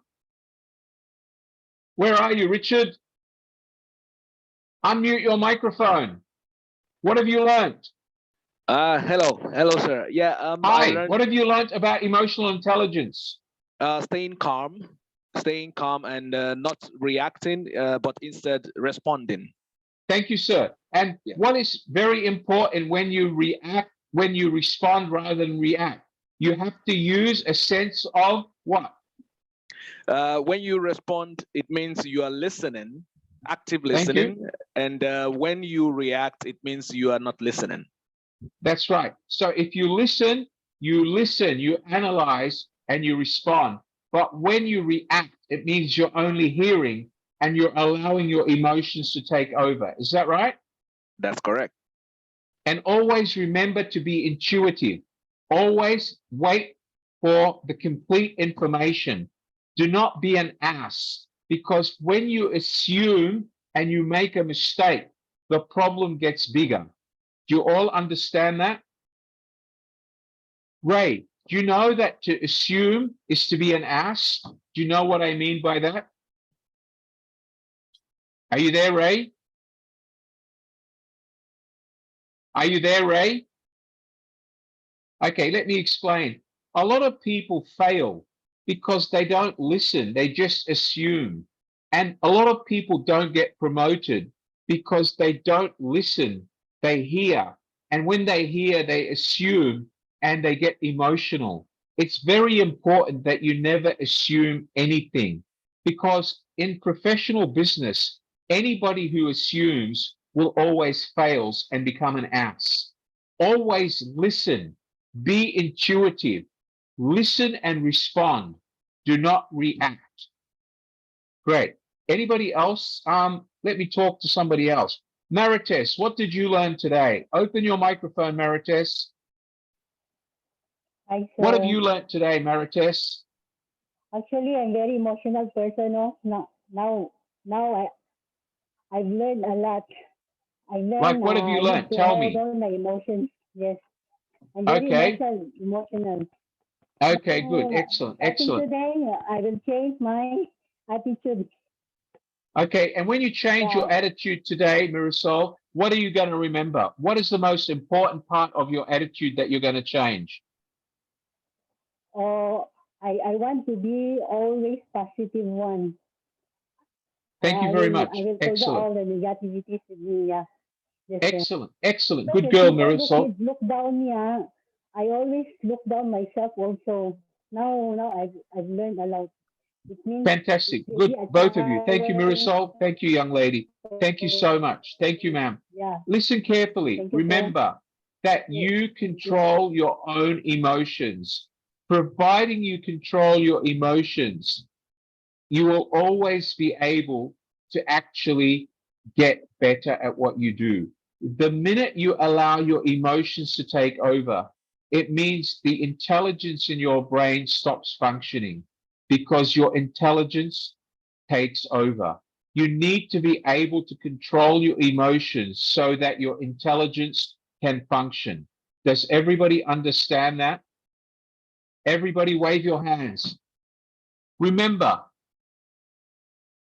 if you think that you're always right and you never make mistakes, it means you cannot control your emotions. You're defensive.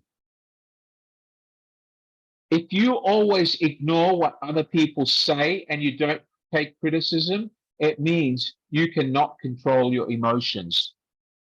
If you behave insensitively and smile when somebody says, "My father died," it means you don't have any human emotions. You do not deserve others' respect, because to get respected, you must show respect. You must not always blame others for mistakes. Sometimes you need to accept the mistake and say, "Let me find a way to fix it." Do not just blame others. Accept that there's a mistake and say, "Okay, let's find out what we did wrong and let's fix it." Do not blame others, because when you blame others, you're becoming defensive. You're showing that you can't take criticism, and you're showing that you don't know how to control your emotions. Okay? You should never have emotional bursts. You should never cry or show your emotions in public. It's okay if you're at a funeral. It's okay if you're in a hospital and somebody's sick, but you should not allow emotional outbursts at work or when you're in meetings. you should never struggle with relationships, because if you allow yourself to struggle in a relationship with a boyfriend or girlfriend, it's because you are insecure and you lack emotional intelligence. I'll give you an example, hypothetical example. Miss Amal Arif, it's nice to see you again, Amal. How are you, Amal? Wave your hand, young lady. You're looking very good today, Amal. It's good to see you learning. Amal, I want you to consider this as well with all the other people here. Amal, remember I've said to you in previous sessions that hypothetically, if you had a boyfriend who doesn't have a job and always wants you to support them and they never motivate you, they're dumbasses. You should get rid of them and find a new boyfriend. You remember that, Amal? Okay. I want to remind everybody of the same hypothesis today. If every time you see your boyfriend, you go home and cry because you know that your mummy and daddy will never allow you to marry him because he's not good enough for you, you need to control your emotions and find a new boyfriend or a new girlfriend. Because the more you carry those negative emotions, it means that you cannot control your emotions. And at the end, you're going to be in a lot more pain the day that your father says, no, Amal, you cannot marry that loser. Then Amal will cry even worse. Do you understand where I'm coming from hypothetically, everyone? Amal, I'm only using you as an example. I apologize, all right? Thank you, Amal. Do you understand that, Amal? Good girl. Thank you, mate. Okay, all right. Does everybody understand what I mean by what I've said so far? Narsana, you keep moving your hair. Do you understand what I've told you today, Narsana? Good girl, wave your hand, okay? And the last but not least, ladies and gentlemen, don't always take a conversation as negative towards you. Sometimes your manager or your boss will be angry with everyone. Do not take it personally. Does everybody understand that? Yes or no? Wave your hands, yes or no?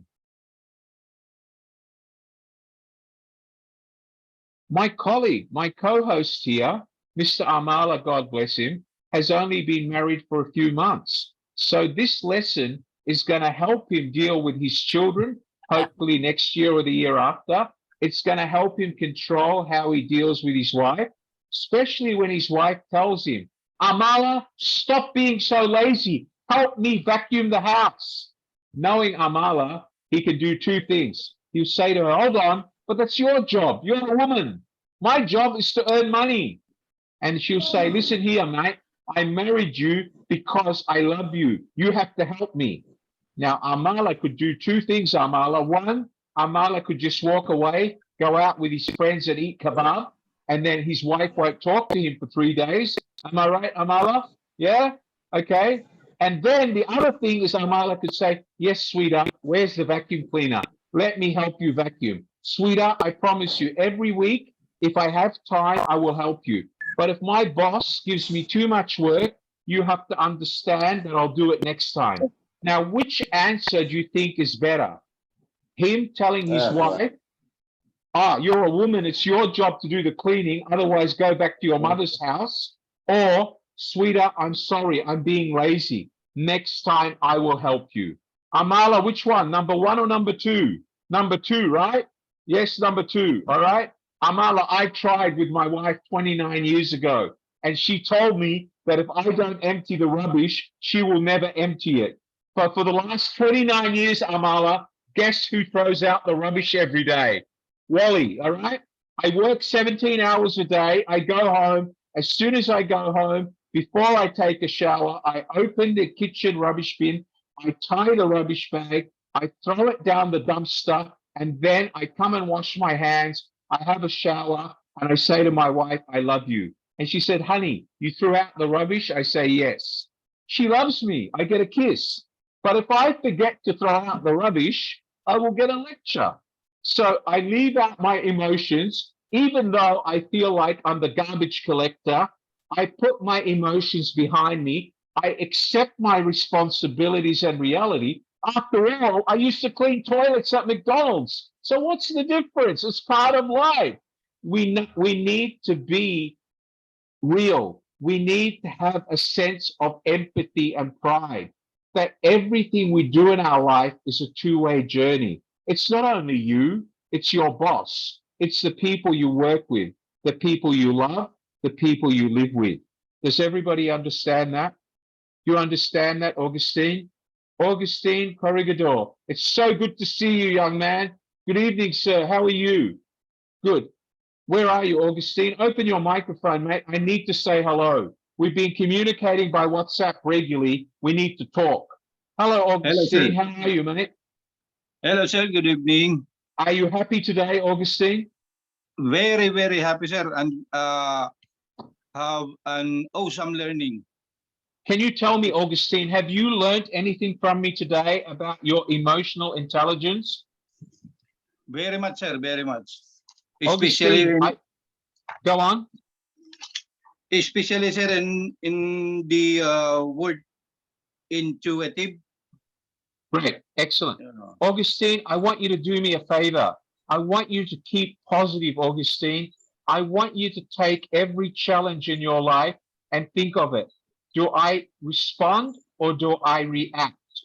Yes, you sir. understand me, Augustine? Because especially when you're at your age and my age, we have sometimes this habit that we react rather than respond. So I want you to be like me. I want you to have high levels of emotional intelligence.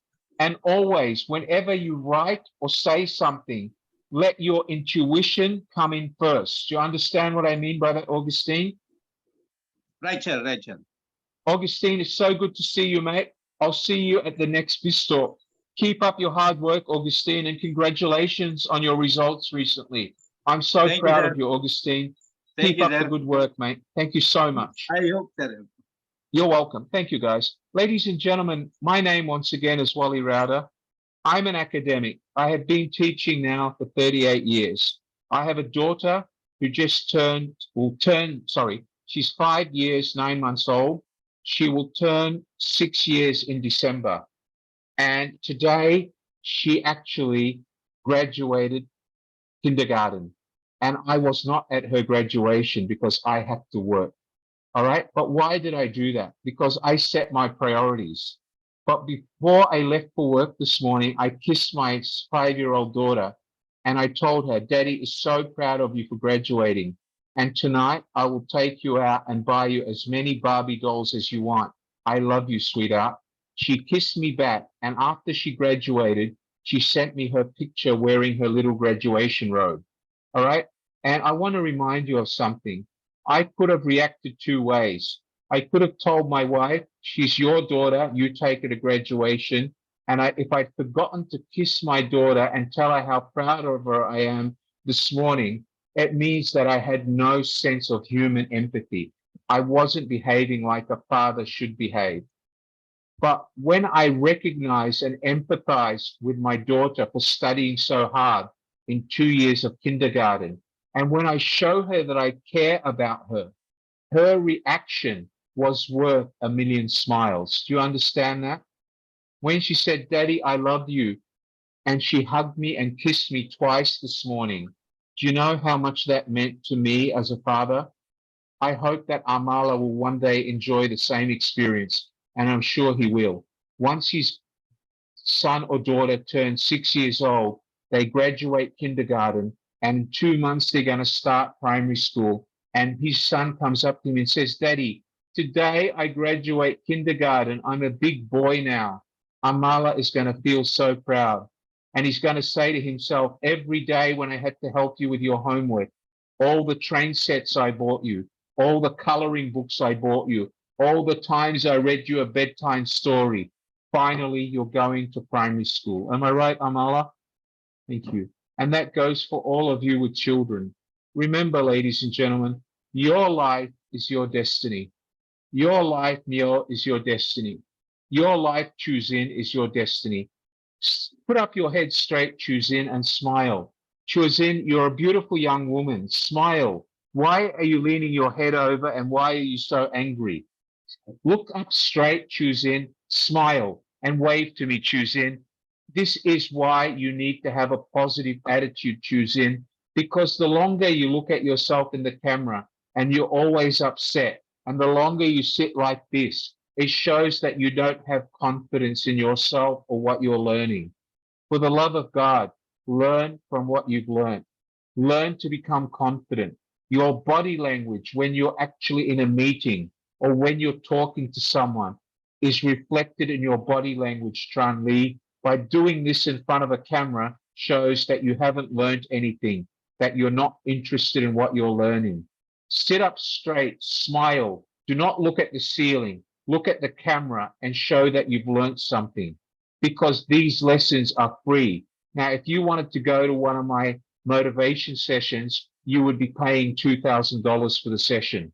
You are just lucky that you're attending our school and you're studying with us and you're interested in our courses. You follow us on social media, some of you get to attend these sessions. But let me tell you, when I run these sessions for managing directors and CEOs, they pay $2,000 for a half-day session. And we talk about much more complex things, but you're getting this for nothing. You need to learn from it, Rochelle. Rochelle, look at the camera. Stop looking at the floor. Look at the camera and smile, Rochelle. You're a very confident young lady. Smile and have confidence in yourself. Ladies and gentlemen, thank you so much for joining me today. I hope that one day you will be able to say that I learned how to control my emotions thanks to Mr. Wally. If you're not already studying with us at Kingston International School, I suggest you drop me a message at any time at my WhatsApp number, and I can show you or get someone to talk to you about how you can improve your education and your life by earning a diploma or a postgraduate diploma that is issued in Singapore, a country that is one of the top 20 countries in the world, in the top 20% of the world, so far as the level and standards of education. None of your countries are in the top 20%.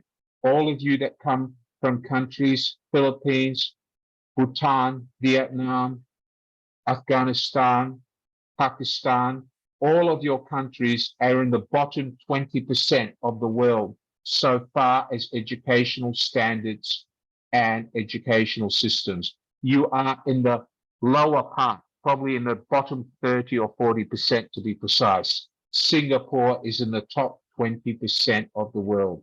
Singapore opens doors for your future. Ladies and gentlemen, if you've enjoyed what I taught you today, please follow us on social media. We are on Facebook, we are on Instagram, and we are on YouTube at the Apex Stories. My colleague has put up our YouTube, Facebook, and Instagram accounts. Sonam Dage, it's good to see you again, Sonam. Wave to me, Sonam. Like I said to my friend before, I want you, Sonam, to remember that you need to be positive. You need to control your emotional intelligence every day. I want you to focus on becoming more successful. Me and you are about the same age. So focus, Sonam, okay? All right, Sonam? Good on you, mate. It's good to see you, Sonam. Keep up the good work, mate. All right, so for all of you, please, if you've learned anything from me today, go to social media, give me a thumbs up. Say, Mr. Wally, thank you. I learned. Mr. Wally, I enjoyed. Mr. Wally, I want more. Better than that, if you've enjoyed my session today, go back with the consultant who enrolled you in our courses and tell them, Amal, Mr. Wally gave us a great Biztalk. He should teach us more. He should give us more Biztalk, all right? Go there and tell them how you feel. Tell them that you've learned something from Biztalk. Does everybody understand that? Samir, for you, mate, I want you to stay positive. I want you to look in the mirror, Samir, and I want to say to yourself, I am successful. I will become more successful. Samir, I know the work pressure and the pressure you're under. I can see it. I can see your facial expression.